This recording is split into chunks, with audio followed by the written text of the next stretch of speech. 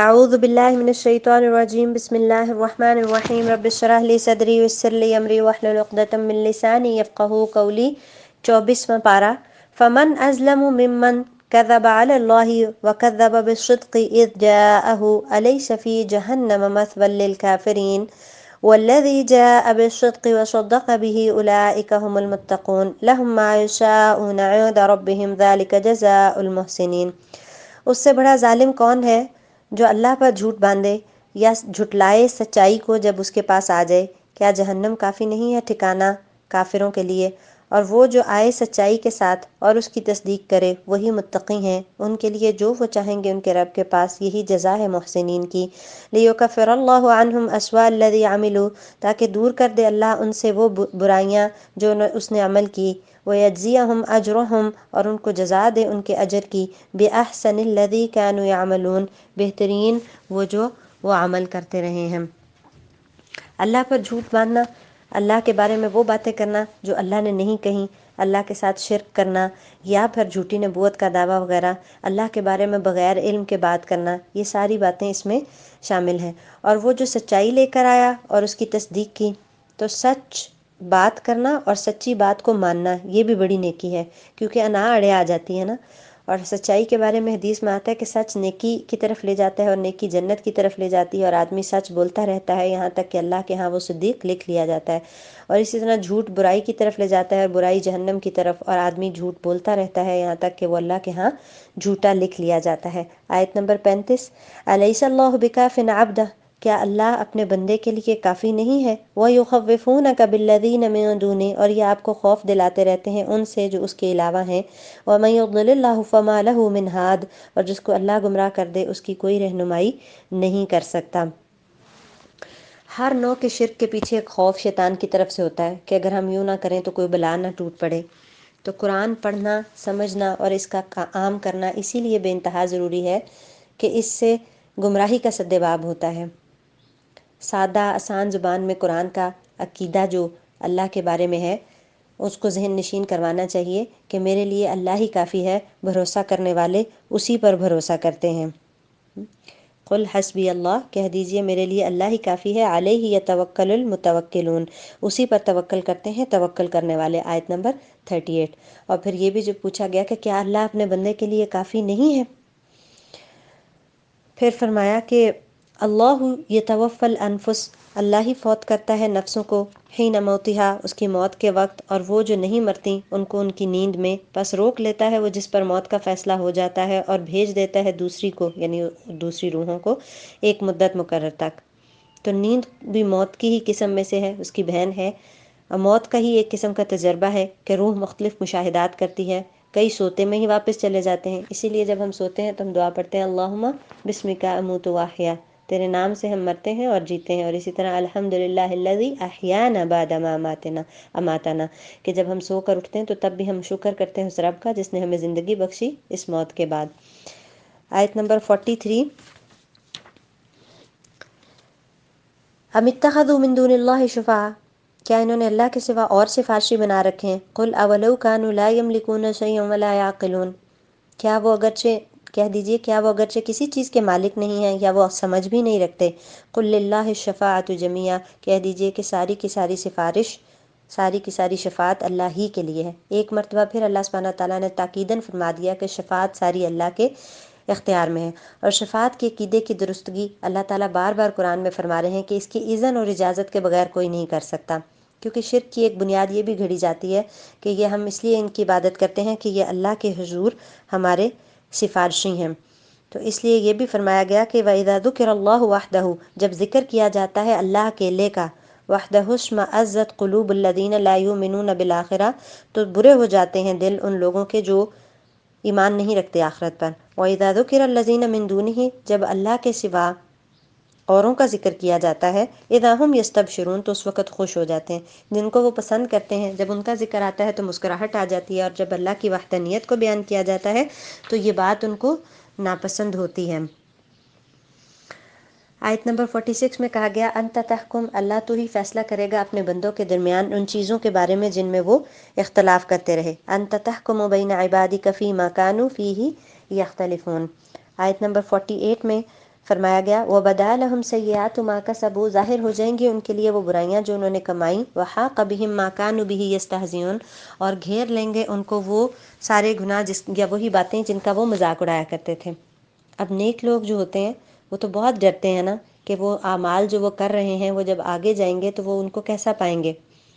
محمد بن منقدر پر موت کے وقت بہت گھبراہٹ طاری ہو گئی، کہنے لگے اللہ کی کتاب کی ایک آیت ہے جس سے میں بہت ڈرتا ہوں، اور وہ یہ تھی وَبَدَا لَهُمْ سَيِّئَاتُ مَا كَسَبُوا، کہ ظاہر ہو جائیں گے ان کے لیے وہ برائیاں جو انہوں نے کسب کی ہیں۔ پھر کہنے لگے مجھے کیا معلوم کہ آگے کیا آنے والا ہے، یعنی جب میں جاؤں گا تو ان کو کیسا پاؤں گا۔ پھر فرمایا فَإِذَا مَسَّ الْإِنسَانَ ضُرٌّ دَعَانَا، جب انسان کو کوئی تکلیف پہنچتی ہے تو وہ ہمیں پکارتا ہے، پھر جب ہم اس کو نوازتے ہیں اپنی طرف سے نعمت سے، قال انما اوتیتہ علی علم، تو کہتا ہے کہ یہ تو مجھے میرے علم کی وجہ سے دی گئی، بل ہی فتنۃ، بلکہ یہ آزمائش ہے، ولکن اکثرهم لا يعلمون، لیکن ان میں سے اکثر لوگ علم نہیں رکھتے۔ پھر فرمایا آیت نمبر 53 کی طرف اگر ہم دیکھیں کہ اے میرے بندو جنہوں نے اپنی جانوں پر زیادتی کی ہے، اللہ کی رحمت سے مایوس نہ ہو، یقیناً اللہ سارے گناہ معاف کر دیتا ہے۔ آیت نمبر 53 قل یا عبادی الذین اسرفوا علی انفسهم لا تقنطوا من رحمت اللہ ان اللہ یغفر الذنوب جمیعا انہ هو الغفور الرحیم۔ یہ اللہ تعالیٰ کی طرف سے عام معافی کا جو اعلان ہے نا، یہ بہت ہی سکون بخش ہے۔ انسان جب اپنے گناہوں سے مایوس ہونے لگتا ہے تو ابلیس جو ہوتا ہے وہ شیطان انسان پر اور مایوسی ڈال دیتا ہے۔ تو یہ اس تاریکی کو دور کرنے والی آیت ہے کہ اے میرے بندو جنہوں نے اپنی جانوں پر زیادتی کر لی ہے، یعنی بہت زیادہ گناہ کر لی ہیں، اللہ کی رحمت سے مایوس نہ ہو۔ لہٰذا جب انسان سے خطا ہو تو اس آیت کو یاد رکھے، لوٹ آئے، توبہ کرے، از سر نو ایمان تازہ کر کے نیکی پر کمر کس لے، اللہ کی رحمت بڑھ کر اسے تھام لے گی۔ آیت نمبر 55 میں کہا گیا کہ وَاتَّبِعُوا أَحْسَنَ مَا أُنزِلَ إِلَيْكُم مِّن رَّبِّكُم مِّن قَبْلِ أَن يَأْتِيَكُمُ الْعَذَابُ بَغْتَةً وَأَنتُمْ لَا تَشْعُرُونَ، اتباع کرو یہ جو بہترین چیز نازل کی گئی ہے تمہارے رب کی طرف سے، اس سے پہلے کہ آ جائے تم پر عذاب اچانک اور تم شعور ہی نہ رکھتے ہو۔ ایسا نہ ہو کہ کہے پھر کوئی نفس یا حسرت علی ما فرطت فی جنب اللہ، ہائے حسرت جو میں نے زیادتیاں کی اللہ کی جناب میں، وَإِن كُنتُ لَمِنَ السَّاخِرِينَ، اور بے شک میں تو بس ایسے ہی مذاق کرنے والوں میں سے تھا۔ او تقول، یا کہے لو ان اللہ ہدانی، کہ اگر اللہ مجھے ہدایت دیتا، لکنت من المتقین، تو میں متقین میں سے ہو جاتا۔ او تقول حین تری العذاب، یا کہے جب وہ عذاب کو دیکھے گا، لو ان لی کرۃ، کاش ایک دفعہ لوٹنا ہو، فاکون من المحسنین، بس میں ہو جاؤں نیکی کرنے والوں میں سے۔ بلا قد جاءتک آیاتی، بلکہ آئی تھی تیرے پاس میری آیات، فکذبت بها واستکبرت وکنت من الکافرین، تو نے ان کو جھٹلایا اور تو نے تکبر کیا اور تو کافرین میں سے ہو گیا۔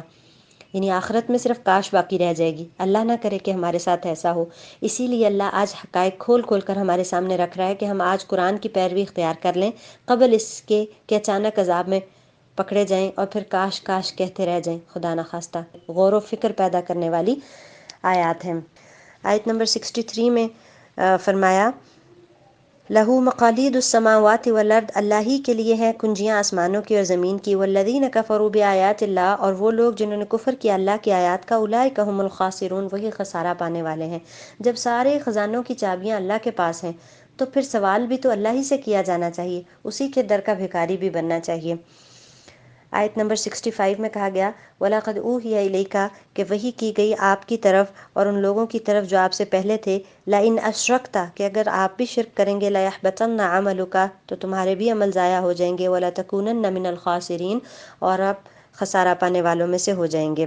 بَلِ اللَّهَ فَاعْبُدْ، بلکہ اللہ ہی کی عبادت کر، وَكُن مِنَ الشَّاكِرِينَ، اور ہو جاؤ شکر کرنے والوں میں سے۔ وما قدر اللہ حق قدرہ، اور ان لوگوں نے قدر ہی نہیں کی جیسا کہ اللہ کی قدر کرنے کا حق تھا۔ ہم نے اللہ کی قدر ہی نہیں کی، اللہ کا حق ہی نہیں ادا کیا جیسا کہ قدر کرنے کا حق تھا۔ دراصل ہم اس کی عظمت کا ادراک نہیں رکھتے، اللہ کی پہچان نہیں رکھتے۔ پہچان سے قدر پیدا ہوتی ہے نا۔ قرآن کے صفحات پر اس کی بے شمار نشانیوں میں اس کی صفات بار بار سامنے آتی ہیں، جن سے دل پر اس کی عظمت اور ہیبت نقش ہوتی ہے۔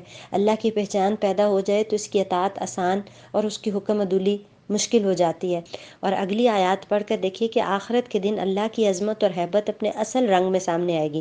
کیفیت کیا ہوگی کہ پوری زمین اس کی مٹھی میں ہوگی، آسمان اس کے دست راست میں لپٹے ہوں گے، زمین اپنے رب کے نور سے چمک اٹھے گی۔ ابو ہریرہ رسول اللہ صلی اللہ علیہ وسلم سے روایت کرتے ہیں کہ اللہ تعالیٰ زمین کو مٹھی میں کر لیں گے اور آسمان کو لپیٹ کر دائیں ہاتھ میں رکھ لیں گے، پھر فرمائیں گے ان الملک این ملوک الارض، میں بادشاہ ہوں، دنیا میں بادشاہت کے دعوے دار کدھر ہیں؟ وَأَشْرَقَتِ الْأَرْضُ بِنُورِ رَبِّهَا، اور روشن چمک اٹھے گی زمین اپنے رب کے نور سے، وَوُضِعَ الْكِتَابُ وَجِيءَ بِالنَّبِيِّينَ، اور کتاب رکھ دی جائے گی اور نبیوں کو بھی لے آیا جائے گا، وَالشُّهَدَاء، اور گواہوں کو بھی، شہداء کو بھی، وَقُضِيَ بَيْنَهُم بِالْحَقِّ، اور ان کے درمیان حق کے ساتھ فیصلہ کر دیا جائے گا، وَهُمْ لَا يُظْلَمُونَ، اور ان پر ظلم نہیں کیا جائے گا، وَوُفِّيَتْ كُلُّ نَفْسٍ مَّا عَمِلَتْ، اور ہر نفس نے جو عمل کیا اس کو پوری پوری وفا دی جائے گی، پورا پورا بدلہ دیا جائے گا، وَهُوَ أَعْلَمُ بِمَا يَفْعَلُونَ، اور وہ خوب جانتا ہے جو وہ کرتے رہے ہیں۔ اور ہانک کر لے جائے جائیں گے یہ کافر جہنم کی طرف گروہ در گروہ، یہاں تک کہ جب وہ آئیں گے اور اس کے دروازے کھولے جائیں گے اور اس کے داروغے کہیں گے کیا تمہارے پاس رسول نہیں آئے تھے تم میں سے جو پڑھتے تم پر تمہارے رب کی آیات اور ڈراتے تم کو آج کے دن کی ملاقات سے؟ وہ کہیں گے کیوں نہیں، لیکن حق ہو گئی عذاب کی بات کافروں پر۔ کہا جائے گا داخل ہو جاؤ جہنم کے دروازوں میں، ہمیشہ اسی میں رہنا بہت ہی برا ٹھکانہ ہے متکبرین کا۔ اور اعزاز کے ساتھ لے جائے جائیں گے متقین اپنے رب کی طرف گروہ در گروہ، یہاں تک کہ جب وہ آئیں گے اور کھولے جائیں گے اس کے دروازے ان کے لیے، اور کہیں گے ان کو ان کے داروغے سلام ہو تم پر، خوشحال ہوئے تم، داخل ہو جاؤ تم اس میں ہمیشہ کے لیے۔ اور وہ کہیں گے الحمدللہ الذی صدقنا وعدہ، سب تعریف اس اللہ کے لیے جس نے سچ کر دکھایا ہم سے اپنا وعدہ، وَأَوْرَثَنَا الْأَرْضَ، اور ہمیں زمین کا وارث بنایا، نَتَبَوَّأُ مِنَ الْجَنَّةِ حَيْثُ نَشَاءُ، ہم جنت میں جہاں چاہتے ٹھہرتے ہیں رہتے ہیں، فَنِعْمَ أَجْرُ الْعَامِلِينَ، کیا ہی اچھا اجر ہے عمل کرنے والوں کا۔ اور پھر فرمایا وَتَرَى الْمَلَائِكَةَ حَافِّينَ مِنْ حَوْلِ الْعَرْشِ، تم دیکھو گے کہ فرشتے گھیرے ہوئے ہوں گے عرش کے گرد، حلقہ بنائے اپنے رب کی حمد اور تسبیح کر رہے ہوں گے، اور لوگوں کے درمیان ٹھیک ٹھیک حق کے ساتھ فیصلہ چکا دیا جائے گا اور پکار دیا جائے گا وقیل الحمد للہ رب العالمین، کے سب تعریف اللہ رب العالمین کے لیے ہے۔ سورۃ المؤمن مکیہ، اس کا نام سورہ غافر بھی ہے۔ بسم اللہ الرحمن الرحیم، حامیم، تنزیل الکتاب من اللہ العزیز العلیم، نازل کی گئی ہے یہ کتاب اللہ غالب علم والے کی طرف سے، غافر الذنب وقابل التوب شدید العقاب ذی الطول لا الہ الا هو الیہ المصیر۔ اکثر صورتوں کا آغاز اس یقین کے ساتھ ہے کہ یہ کتاب اللہ کی طرف سے ہے اور اس میں کوئی شک نہیں ہے۔ پھر اللہ سبحانہ تعالیٰ کا آگے تعارف بھی کروایا جا رہا ہے، اور پھر فرمایا ما یجادل فی آیات اللہ الا الذین کفروا، ہماری آیات میں وہی جھگڑتے ہیں جو کافر ہیں، یعنی نہیں مانتے۔ فلا یغررک تقلبهم فی البلاد، پس شہروں میں ان کی چلت پھرت آپ کو دھوکے میں نہ ڈالے، یعنی ان کا ترقی کرنا آپ یہ نہ سمجھیں کہ اللہ ان سے راضی ہے۔ جھٹلایا ان سے پہلے قوم نوح نے اور گروہوں نے ان کے بعد، اور ارادہ کیا ہر امت نے اپنے رسول کے ساتھ کہ اس کو پکڑ لیں، اور انہوں نے جھگڑا کیا باطل کے ساتھ تاکہ حق کو نیچا دکھائیں، پس میں نے ان کو پکڑ لیا، پس کیسا تھا میرا عذاب۔ اور اسی طرح حق سچ ہو گئی تیرے رب کی بات اوپر ان لوگوں اوپر کافروں کے، یہ کہ وہ اصحاب النار ہیں۔ الذین یحملون العرش، یعنی وہ فرشتے جو حاملین عرش ہیں، ومن حولہ، اور جو اس کے ارد گرد ہیں، یسبحون بحمد ربہم، اپنے رب کی حمد کے ساتھ تسبیح کرتے ہیں، ویؤمنون بہ، اور اس پر ایمان رکھتے ہیں، ویستغفرون للذین آمنوا، اور استغفار کرتے ہیں ان لوگوں کے لیے جو ایمان لائے، ربنا وسعت کل شیء رحمۃ وعلما فاغفر للذین تابوا واتبعوا سبیلک وقہم عذاب الجحیم۔ یعنی فرشتے اہل ایمان کے لیے دعائیں کرتے ہیں، نہ صرف فرشتے بلکہ وہ فرشتے جو عرش الہی کے حامل اور عرش کے گرد و پیش حاضر رہنے والے ہیں، ان کی دعا اہل ایمان کے حق میں یہ ہوتی ہے کہ اللہ اہل ایمان کی مغفرت فرما دے، انہیں دوزخ کے عذاب سے بچا لے، انہیں جنت میں داخل کر، اور ان کے والدین، بیویوں اور اولاد میں سے جو صالح ہیں انہیں بھی ان کے ساتھ پہنچا دے، اور انہیں ہمہ نوع برائیوں اور بلاؤں سے بچا لے۔ تو یہ حاملین عرش جو ہیں یہ بھی اہل ایمان کے لیے دعا کرتے ہیں۔ اور یہ بھی فرمایا کہ جو نماز کے بعد جتنی دیر اس جگہ پر بیٹھا ذکر کرتا رہتا ہے اس کے لیے بھی فرشتے دعا کرتے ہیں اللہم اغفر لہ وارحمہ۔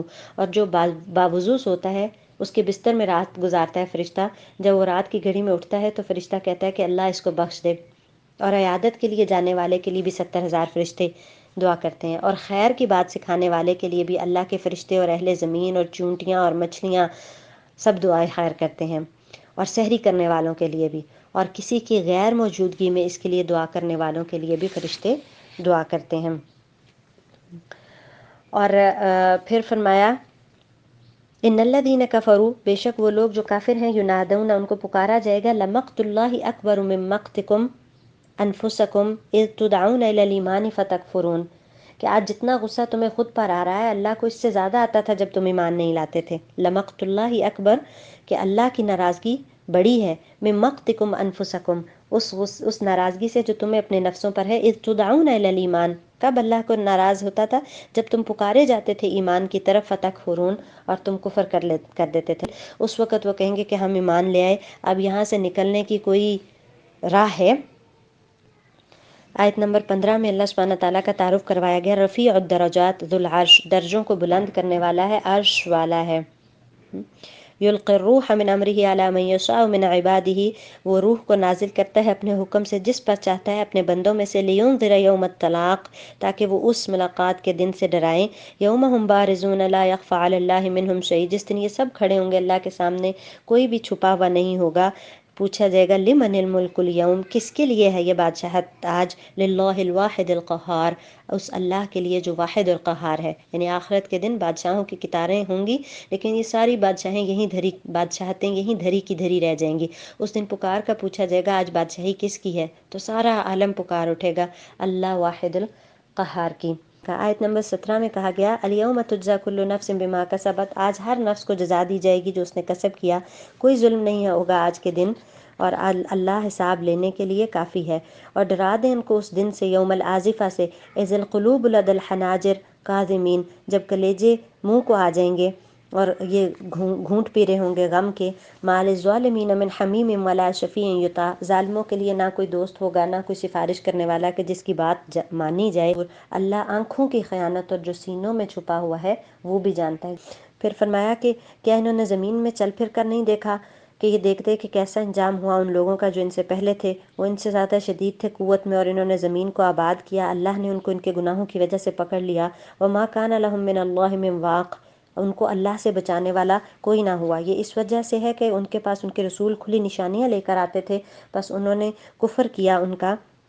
फ़कफ़रू, उन्होंने उनका कुफ्र किया। फ़अख़ज़हुमुल्लाह, अल्लाह ने उनको पकड़ लिया। इन्नहु क़विय्युन शदीदुल इक़ाब, अल्लाह क़ुव्वत वाला और सख्त सज़ा देने वाला है। वलक़द अर्सलना मूसा बिआयातिना व सुल्तानिम मुबीन इला फ़िरऔन व हामान व क़ारून फ़क़ालू साहिरुन कज़्ज़ाब, अल्लाह ने मूसा अलैहिस्सलाम को खुली निशानियाँ देकर भेजा फ़िरऔन, हामान और क़ारून की तरफ, और उन्होंने कहा कि ये तो खुला जादूगर है।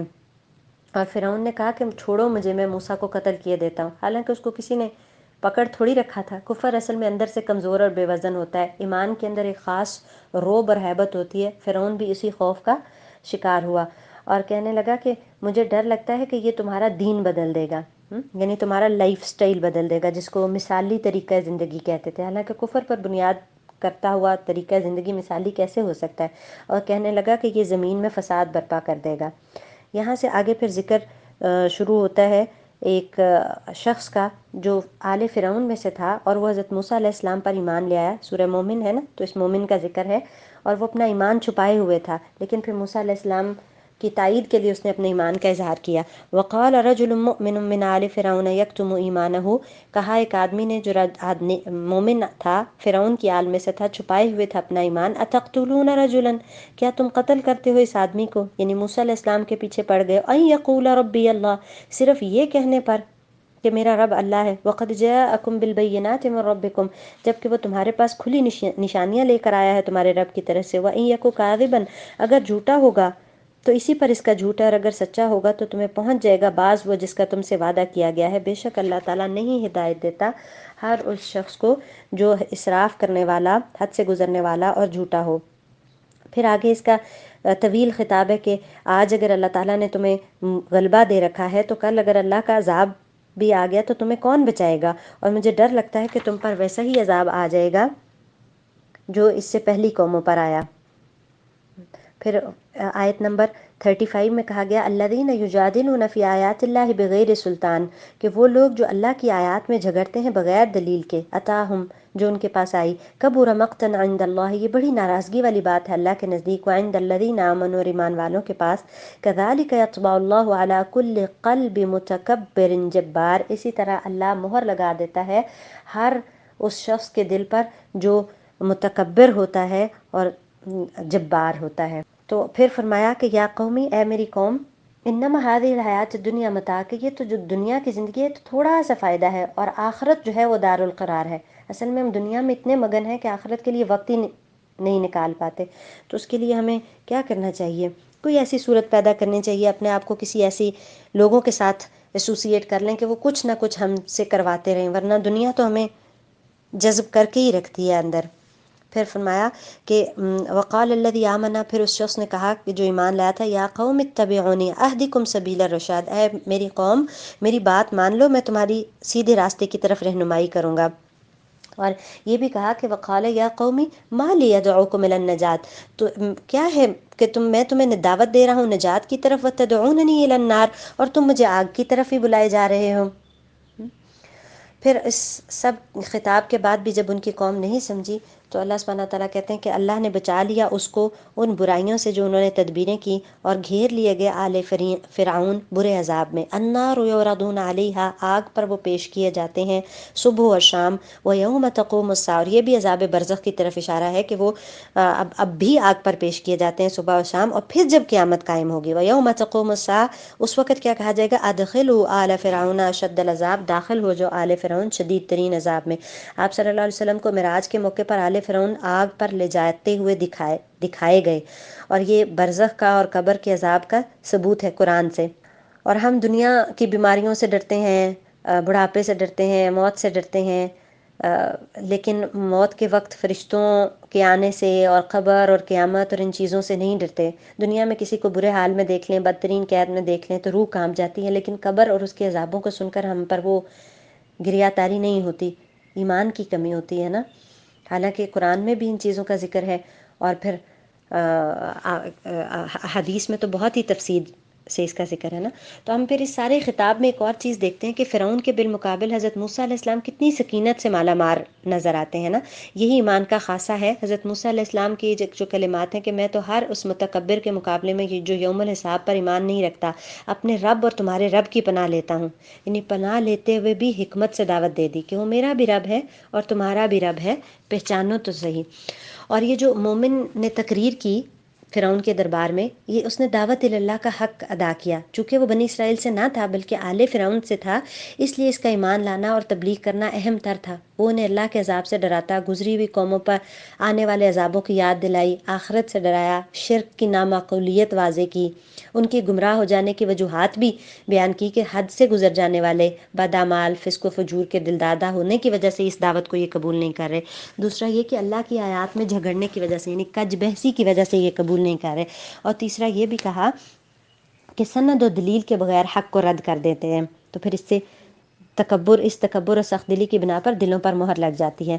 اور پھر اس نے یہ ساری تبلیغ کی فرعون کے سامنے، اور پھر دعا پڑھ کے جو ہے وہ بے غم ہو گیا۔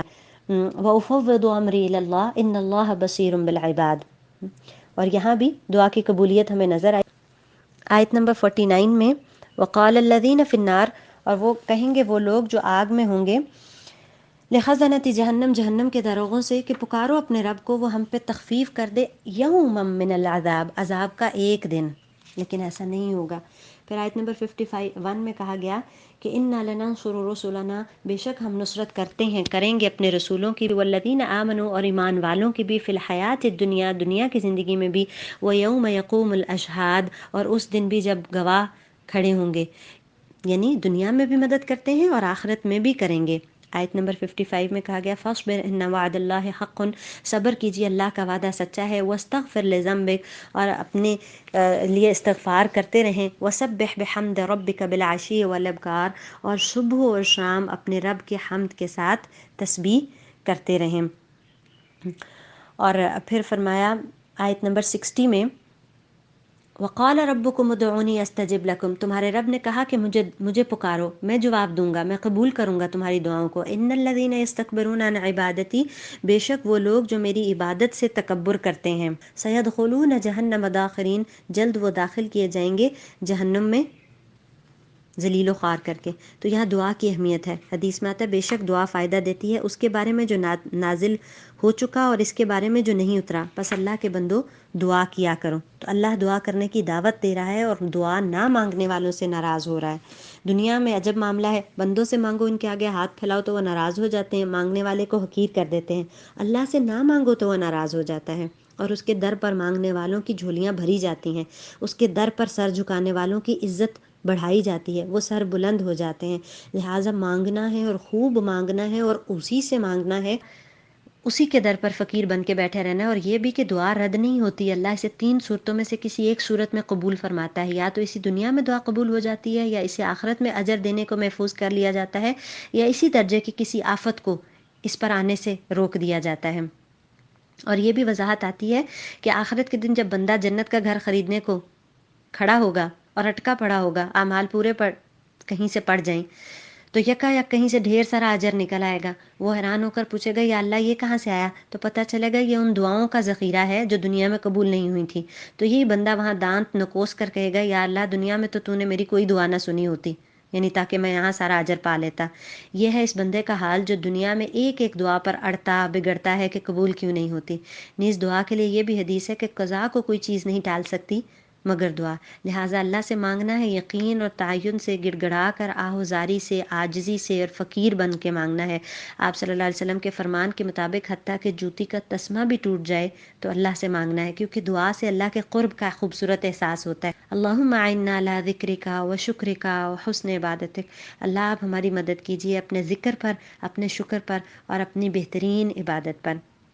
پھر آیت نمبر 69 سے 75 تک جو ذکر ہے کہ جہنم میں داخل ہونے کا حکم دیا جا رہا ہے، تو یہ کن لوگوں کو دیا جا رہا ہے؟ یہ اللہ کی آیات میں جو جھگڑتے ہیں، قرآن پر ایمان لانے عمل کرنے کی بجائے جھگڑتے ہیں، بحثیں کرتے ہیں، جھٹلاتے ہیں، اسی بنا پر گمراہ ہو گئے۔ آیت نمبر 83 میں فَلَمَّا جَاءَتْهُمْ رُسُلُهُم بِالْبَيِّنَاتِ، جب ان کے پاس آئے ان کے رسول کھلی نشانیاں لے کر، فَرِحُوا بِمَا عِندَهُم مِّنَ الْعِلْمِ، تو یہ اسی علم پر اتراتے رہے جو ان کے پاس تھا۔ وَحَاقَ بِهِم مَّا كَانُوا بِهِ يَسْتَهْزِئُونَ، اور ان کو گھیر لیا اسی نے جس کا یہ مذاق اڑاتے تھے۔ اس کا یہ مطلب نہیں کہ دنیاوی علم لا حاصل ہے، مراد یہ نہیں ہے، بات یہ کہ اندھیرے میں بیٹھ کر نہیں پڑھنا چاہیے، یعنی قرآن و سنت اصل علم اور روشنی اور نور ہے، اس کی روشنی میں باقی علوم پڑھے جائیں تو پھر صراط مستقیم کی بھی سمجھ آئے گی۔ جیسے وہ کہا گیا نا وَجَعَلْهُ لِي إِمَامًا وَنُورًا وَهُدًى وَرَحْمَةً، کہ اللہ تعالیٰ ہم اس قرآن کو، اس علم کو ہمارے لیے امام اور نور اور ہدایت اور رحمت بنا دے۔ پھر اس کے ساتھ دنیاوی علم بھی جو ہیں وہ ہمیں اللہ سبحانہ تعالیٰ سے جوڑنے والے بن جائیں گے۔ بسم اللہ الرحمن الرحیم۔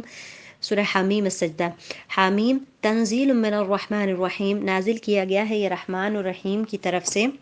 کتاب فصلت آیاتہ قرآنا عربیا لقوم یعلمون، یہ کتاب جس کی کھول کھول کر بیان کی گئی ہیں آیات، قرآن عربی ہے اس قوم کے لیے جو ایمان لائے، اس لیے اس کو سورہ فصلت بھی کہا گیا ہے۔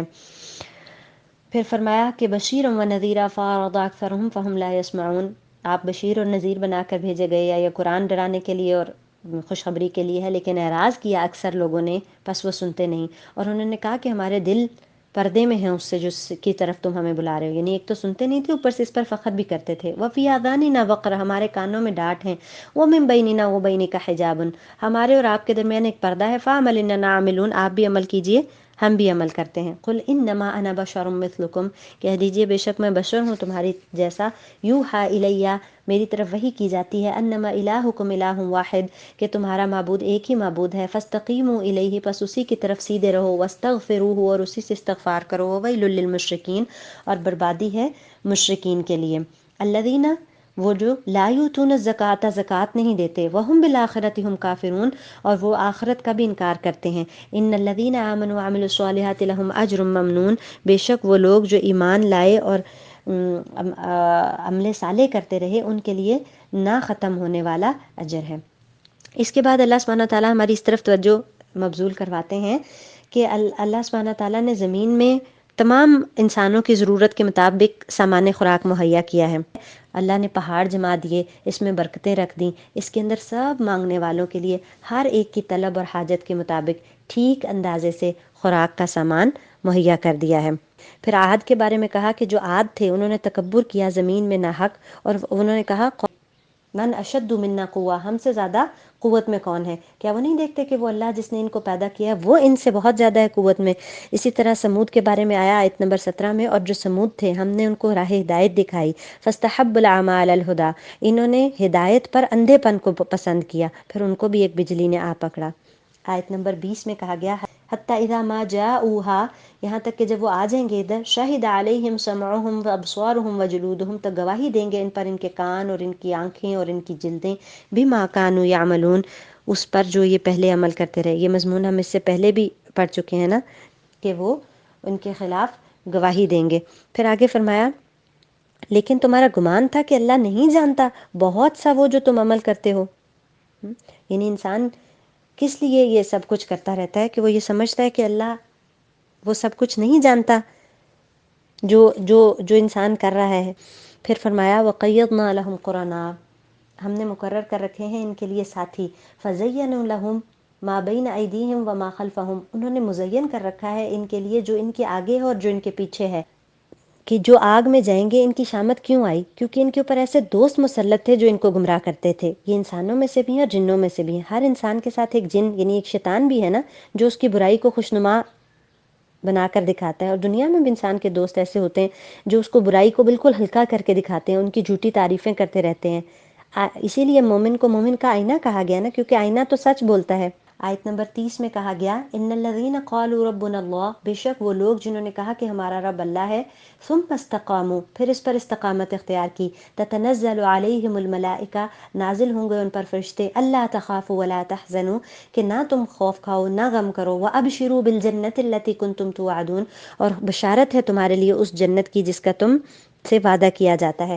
نحن اولیاؤکم، ہم تمہارے دوست ہیں، فی الحیات الدنیا، دنیا کی زندگی میں بھی، وفی الآخرہ، اور آخرت میں بھی، وَلَكُمْ فِيهَا، تمہارے لیے اس میں یعنی جنت میں، مَا تَشْتَهِي أَنفُسُكُمْ، جو تم چاہو گے، جو تمہارے نفس چاہیں گے، وَلَكُمْ مَا تَدَّعُونَ، اور تمہارے لیے ہر وہ چیز ہوگی جس کو تم پکارو گے۔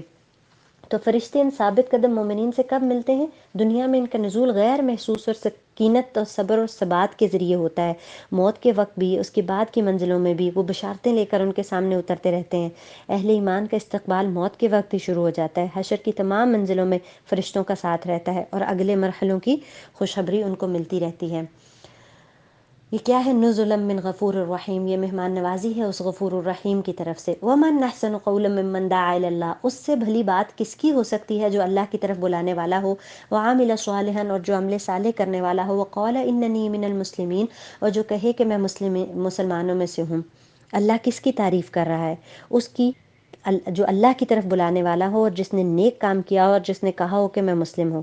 یہ تینوں باتیں وہی ہیں جو ہر مسلمان کا مقصد وجود ہیں، خود نیک کام کرنا، دوسروں کو اللہ کی طرف دعوت دینا، اور عملی زندگی کے ہر کام میں یہ کہنا کہ میں تو مسلم ہوں۔ نیک عمل کیا ہے؟ وہ جو قرآن و سنت سے پتہ چلے، اور اسی کی طرف دوسروں کو بھی دعوت دینی ہے۔ رہی یہ بات کہ زندگی کے ہر مرحلے میں یہ اعلان کہ اننی من المسلمین، کہ بے شک میں مسلمین میں سے ہوں، یہ سمجھنے کی بات ہے کہ جب بھی کوئی کسی کو غلط کام کی طرف دعوت دے تو ہمارا جواب کیا ہوگا؟ کہ میں تو مسلم ہوں، یعنی میں یہ کام نہیں کر سکتا۔ آیت نمبر 34 میں کہا گیا وَلَا تَسْتَوِي الْحَسَنَةُ وَلَا السَّيِّئَةُ، نہیں برابر ہو سکتی بھلائی اور نہ برائی۔ ادفع بالتي هي احسن السیئہ، دور کیجئے اس طریقے سے جو اچھا ہے۔ کس کو دور کیجئے؟ برائی کو۔ وَلَا تَسْتَوِي الْحَسَنَةُ وَلَا السَّيِّئَةُ ادْفَعْ بِالَّتِي هِيَ أَحْسَنُ، جب آپ اچھے طریقے سے اس کو دور کریں گے، فَإِذَا الَّذِي بَيْنَكَ وَبَيْنَهُ عَدَاوَةٌ كَأَنَّهُ وَلِيٌّ حَمِيمٌ، تو اس وقت وہ شخص کہ آپ کے اور اس کے درمیان عداوت تھی، وہ ایسے ہو جائے گا جب گویا کہ وہ آپ کا قریبی دوست ہوتا ہے، آپ کا جگری دوست ہوتا ہے۔ تو بار بار برائی کا جواب بھلائی سے دینے کا اللہ سبحانہ تعالیٰ نے فرمایا ہے، اور اسے کس چیز کا نسخہ بتایا ہے؟ دشمن کے بہترین دوست بن جانے کا نسخہ۔ حالانکہ یہ بڑا مشکل کام ہے، اور یہ سبق پہلے بھی قرآن میں گزرا ہے، سورہ مومنون میں بھی ہمیں یہ تربیت دی گئی، اور ساتھ ہی یہ بھی بتا دیا کہ یہ واقعی بڑا مشکل کام ہے، اور اس کے لیے بہت زیادہ صبر کرنا پڑتا ہے، اور یہ بڑا نصیبے والا کام بھی ہے۔ اور ایسے وقت میں ہم یہ آیات بھول بھی جاتے ہیں، اور شیطان بہت زیادہ حملے بھی کرتا ہے۔ تو ہم جیسے کمزور خطا کار لوگوں کے لیے اللہ سبحانہ تعالیٰ نے ساتھ یہ نسخہ بھی بتا دیا وَإِمَّا يَنزَغَنَّكَ مِنَ الشَّيْطَانِ نَزْغٌ، کہ اگر شیطان آپ کی طرف سے آپ کو کوئی اکساہٹ محسوس ہو، وہ کوئی وسوسہ ڈالے، تو آپ کیا کریں؟ فَاسْتَعِذْ بِاللَّهِ، اعوذ باللہ پڑھ لیا کریں، اللہ تعالیٰ کی پناہ میں آ جایا کریں۔ إِنَّهُ هُوَ السَّمِيعُ الْعَلِيمُ، بے شک وہ سننے والا اور جاننے والا بھی ہے۔ تو اس سب کے لیے بہت زیادہ الرٹ رہنا پڑتا ہے۔ آیت نمبر 40 میں بتایا گیا کہ وہ لوگ جو ہماری آیات میں الحاد کرتے ہیں وہ ہم سے چھپے ہوئے نہیں۔ ان الذین یلحدون فی آیاتنا لا یخفون علینا، افمن یلقی فی النار خیر ام من یاتی آمنا یوم القیامہ، کیا بھلا وہ جو آگ میں ڈالا جائے گا وہ بہتر ہے یا جو قیامت والے دن امن سے آئے گا؟ اعملوا ما شئتم انہ بما تعملون بصیر، تمہاری مرضی ہے جو تم عمل کرنا چاہو، بے شک جو بھی تم عمل کر رہے ہو وہ اس کو دیکھ رہا ہے۔ پھر اس کتاب کے بارے میں فرمایا یہ بڑی معزز عزت والی غالب کتاب ہے، لا یاتیہ الباطل من بین یدیہ ولا من خلفہ، باطل نہ اس کے آگے سے آتا ہے نہ پیچھے سے، تنزیل من حکیم حمید، اللہ حکیم و حمید کی طرف سے نازل کی گئی ہے۔ اور اسی قرآن کے بارے میں فرمایا گیا قل ھو للذین آمنوا ھدی وشفاء، یہ ایمان والوں کے حق میں تو ہدایت اور شفا ہے، اور جو ایمان نہیں لاتے ان کے کانوں میں ڈانٹ ہے اور وہ ان پر اندھا پن ہے، وہی دور سے پکارے جاتے ہیں۔ آگے آیت نمبر 46 میں فرمایا من عمل صالحا فلنفسہ، جو عمل کرے گا صالح اپنے ہی لیے کرے گا، ومن اساء فعلیہا، جو برے کرے گا اپنے ہی خلاف کرے گا، وما ربک بظلام للعبید، تیرا رب بندوں پر ظلم کرنے والا نہیں ہے۔ سبحانک اللہم وبحمدک، نشہد ان لا الہ الا انت، نستغفرک ونتوب الیک۔